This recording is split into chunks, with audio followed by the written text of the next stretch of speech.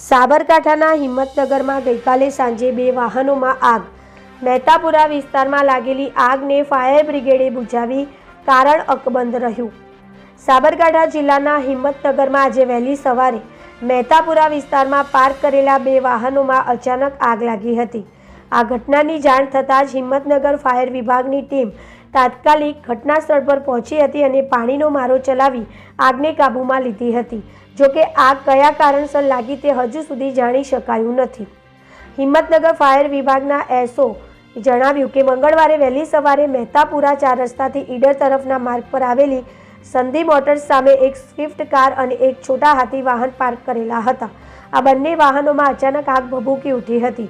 આગનો call મળતા જ ફાયરની team ઘટના સ્થળે પહોંચી હતી અને અંદાજે 2500 લીટરથી વધુ પાણીનો ઉપયોગ કરી આગને સંપૂર્ણપણે બુઝાવી દીધી હતી. જોકે આગ લાગવાનું ચોક્કસ કારણ હજુ પણ અકબંધ છે અને તેની તપાસ ચાલી રહી છે. Reporter Hamid Mansuri, BN news Gujarati, Sabarkantha.